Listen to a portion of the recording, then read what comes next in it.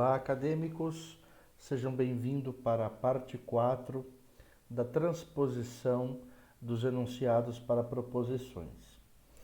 Uma vez que nós já descobrimos qual é a proposição 1, 2 e proposição 3, agora nós podemos juntá-las para montar o argumento que estava no enunciado. O que apenas nós tínhamos feito é descobrir quais são as 3 proposições que haviam dentro daquele enunciado. E são essas. Algum ente é aquele que inicia no estudo da lógica. P2. Algum ente é aquele que diz algumas palavras sobre as suas propriedades. E algum ente é aquele que começa por tratar do gênero que ela pertence à filosofia. Bom, vamos voltar para o enunciado para a gente ver como é que estão as amarrações do enunciado. Observemos bem que aqui tem um para. Aqui nós temos um para. Aqui nós temos um e. Né? Ou seja, essas são as amarrações que nós precisamos fazer para que o sentido do enunciado não se perca na hora de transformar em proposições. Então vamos lá. A primeira proposição, ela diz: para aqueles dentre nós, o primeiro enunciado, né? Para aqueles dentre nós que se iniciam no estudo da lógica, digamos algumas palavras. Ou seja, se nós perguntássemos para o enunciado: para quem que eu digo algumas palavras? Aí o enunciado responde: eu digo algumas palavras para aqueles dentre nós que se iniciam o estudo da lógica. Então, eu tenho, na verdade, que a primeira proposição, ela começa com a proposição número 2, ou seja, eu vou dizer algum ente.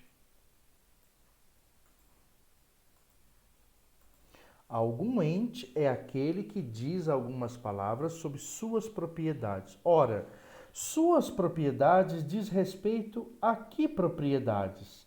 As propriedades da lógica, que está relacionada à lógica. Então, vamos melhorar aqui. Sobre as propriedades lógicas. Ponto. Ora, para quem que eu digo algumas palavras sobre as propriedades da lógica? Eu digo para algum ente que é aquele que se inicia no estudo da lógica. Ora, o ente que inicia no estudo da lógica, eu posso traduzi-lo simplesmente por o iniciante, né? Algum ente é aquele que inicia no estudo da lógica. Quem é o ente que se inicia no estudo da lógica? O iniciante.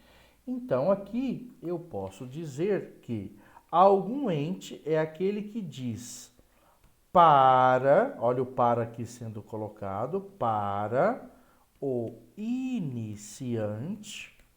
Ou seja, quem é o iniciante? É o ente que é algum ente que inicia o estudo da lógica, né, para o iniciante, algumas palavras sobre as propriedades da lógica.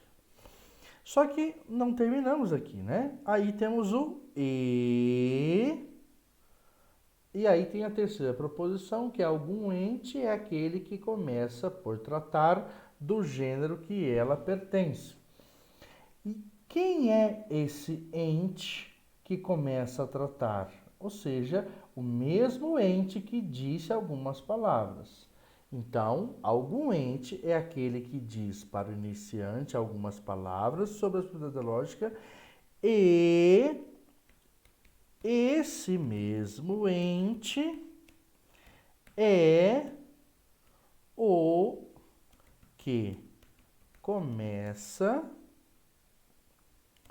por tratar do gênero que a filosofia pertence. Ponto. Bom, tá aí então o mesmo enunciado na forma de proposição. Olha só. Para aqueles dentre nós que se iniciam no estudo da lógica, digamos algumas palavras sobre suas propriedades e comecemos por tratar do gênero a que ela pertence, ou seja, a filosofia.